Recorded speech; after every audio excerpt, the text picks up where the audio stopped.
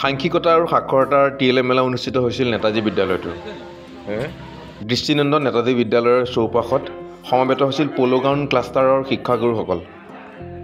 সমগ্ৰ শিক্ষা শোণিতপুৰ জিলাৰ অন্তৰ্গত গাভৰু শিক্ষা খণ্ডৰ নেতাজী মধ্য ইংৰাজী বিদ্যালয়ত 6খন বিদ্যালয়ক লৈ অনুষ্ঠিত হৈছিল TLM মেলা। সাংখ্যিকতা আৰু সাক্ষৰতাৰ ওপৰত অনুষ্ঠিত এই TLM মেলাত বিদ্যালয়ৰ প্ৰাথমিক স্তৰৰ শিকন সামগ্ৰীৰ সুপ্ৰয়োগে ছাত্ৰ ছাত্ৰীৰ শিকনৰ প্ৰতি মনোভাৱ আৰু অভিৰুচন কি ধৰণে জনাব পাৰি তাৰ উদ্দেশ্য কৰি কৰা হৈছিল এই TLM মেলা।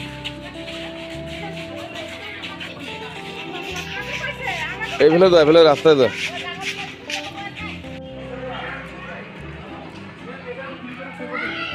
এটা দৃষ্টিনন্দন পৰিৱেশত আজি প্ৰদৰ্শনী অনুষ্ঠিত হৈছে TLM মেলা। আপোনাৰ অনুভৱ কেনেকুৱা?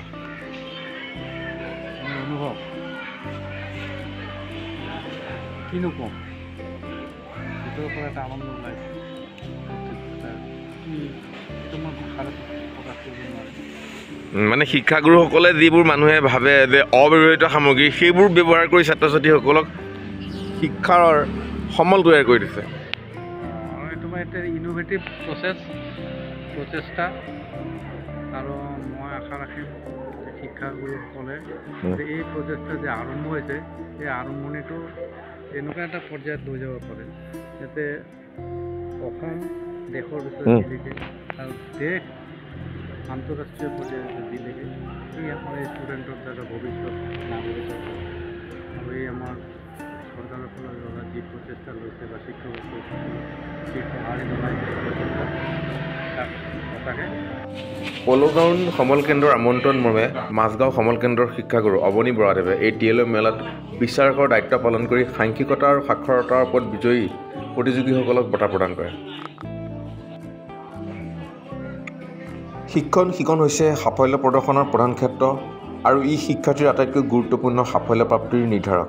প্ৰকৃততে শিকন ব্যৱহাৰ হৈছে ছাত্ৰ ছাত্ৰীৰ আয়ত্তৰ পৰিধিৰ নিৰ্ধাৰণৰ মূল সূচক। মানুহৰ বাবে অদৰকাৰী পেলনীয়া সামগ্ৰীৰ পৰা শিকন সামগ্ৰী প্ৰস্তুত কৰি শ্ৰেণীকোঠাত শিক্ষকসকলৰ অনুশীলন দক্ষতাৰ বলিষ্ঠ ভেটি গঢ়াই তোলাৰ মানসেৰে প'ল' গাঁও সমল কেন্দ্ৰৰ অন্তৰ্গত সকলোবোৰ বিদ্যালয় সামৰি অনুষ্ঠিত কৰা হৈছিল এই TLM মেলা।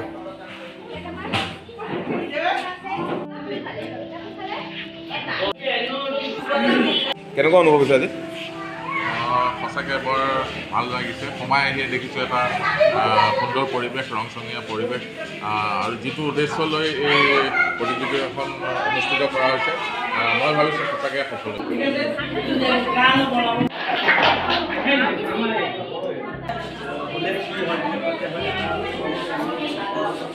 কনচেপ্ট দিবৰ কাৰণে এটা TLMতে আমি 3টা বস্তু বনাব পাৰোঁ। ইয়াত এইটো অসমীয়া নাম্বাৰটো আছে 1ৰ পৰা 50লৈকে আৰু লগতে ইংলিছৰো নম্বৰটো আমি 1ৰ পৰা 50লৈ 1 to 50 আমি একেটা নাম্বাৰ লাইনতে আমি বনাইছোঁ। সিহঁতে নাম্বাৰ লাইনৰ কনচেপ্টটো দিবৰ কাৰণে নাম্বাৰ লাইনটো টানি লিখিবলগীয়া হয়, বাৰে বাৰে দেখাবলগীয়া হয়। তাৰ কাৰণে এইটো আমি এডালতে বনাইছোঁ। লগতে ইয়াক আমি কি কৰিব পাৰোঁ, আগৰ সংখ্যা পিছৰ সংখ্যা ক্ৰমত ঊৰ্ধ্বক্ৰমত সজোৱা অধক্ৰমত সজোৱা এচেণ্ডিং নাম্বাৰ আমি একেটাতে কৰিব পাৰোঁ। এইটো আমি প্লাষ্টাৰৰ যিটো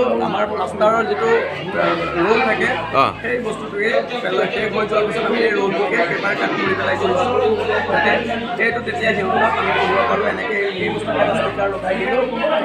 ষ্টিকাৰ কেনেকুৱা অনুভৱ হৈছে কওকচোন? আজি সুন্দৰ অনুভৱ হৈছে, ভাল লাগিছে। TLMৰ যি প্ৰদৰ্শনী প্ৰতিযোগিতা ভাল লাগিছে। ল'ৰা ছোৱালীবিলাকে বুজি পোৱা ধৰণে আমাৰ শিক্ষকসকলে TLM প্ৰস্তুত কৰি আনিছে। গতিকে এনেধৰণে TLM প্ৰস্তুত কৰি আমি যদি ছাত্ৰ ছাত্ৰীসকলক TLMৰ মাধ্যমেৰে আমি শিকাবলৈ যাওঁ তেনেহ'লে ছাত্ৰ ছাত্ৰীসকলে আমাৰ সাক্ষৰতা আৰু সাংখ্যিকতাৰ ওপৰত তেওঁলোকৰ জ্ঞানৰ বুনিয়াদ গঢ়ি উঠিব আৰু তেওঁলোকে আগবাঢ়ি যাবলৈ সক্ষম হ'ব বুলি অনুভৱ। TLM মেলাৰ এনে আনন্দৰ শুভক্ষণত শিক্ষাগুৰুসকলে নিজৰ কষ্টত প্ৰাপ্তিৰ সৰলতাৰ গৌৰৱবোধ কৰি সৃজনশীল কৌশলক শিক্ষকৰ গুণগত মানদণ্ডক উন্নীত কৰি যাব বুলি মত প্ৰকাশ কৰে। লগতে শিশুৰ চিন্তাধাৰাত শিক্ষণ সামগ্ৰীৰ সুপ্ৰয়োগে অনুৰূপ বিকাশ ঘটোৱাৰ লগতে উত্তৰণ কৰিব বুলি আশা প্ৰকাশ কৰে।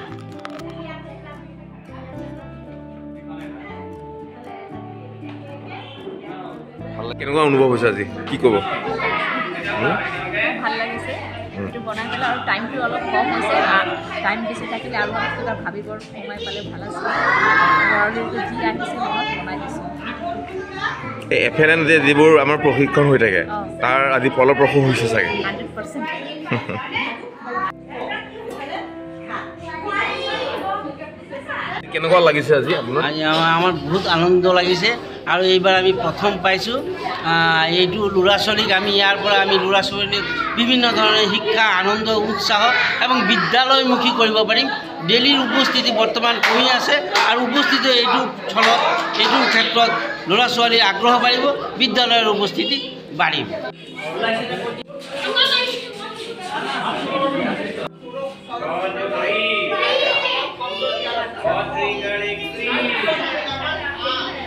বাৰু কেনেকুৱা লাগিছে কওক আমি আনন্দিত হ'লোঁ আৰু খুব ভাল লাগিছে আমি ল'ৰা ছোৱালীৰ লগত এইখিনি খেল ধেমালিৰ নিচিনাই PLN বনাইছে তেওঁলোকে বুজি পাইছে মানে অব্যৱহৃত ব্যৱহাৰ যিবোৰ সামগ্ৰী থাকে তাৰ পৰাও বনাব পৰা যায় হয় আমি প্ৰায়খিনি পেলনীয়া সামগ্ৰী বুলি নকওঁ বাৰু তথাপিও অব্যৱহৃত সামগ্ৰীৰে আমি বনাইছোঁ আৰু এইখিনি ল'ৰা ছোৱালী মই ভাবোঁ তেওঁলোকৰ যিখিনি নলেজ তাত তেওঁলোকক নিশ্চয় আগবঢ়াব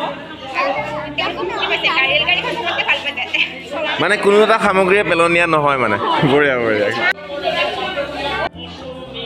সাংখ্যিকতা আৰু সাক্ষৰতা এই প্ৰতিযোগিতাত পলৌগাঁও প্ৰাথমিক বিদ্যালয় প্ৰথম স্থান নেতাজী মধ্য ইংৰাজী বিদ্যালয়ে দ্বিতীয় স্থান বেংগলী বইজ উচ্চতৰ মাধ্যমিক বিদ্যালয়ে তৃতীয় স্থান সাক্ষৰতাৰ ক্ষেত্ৰত নেতাজী মধ্য ইংৰাজী বিদ্যালয়ে প্ৰথম স্থান বেংগলী বইজে দ্বিতীয় স্থান আৰু মহাভৈৰৱ হৰিসভাই প্ৰাথমিক বিদ্যালয়ে তৃতীয় স্থান লাভ কৰে Thank you.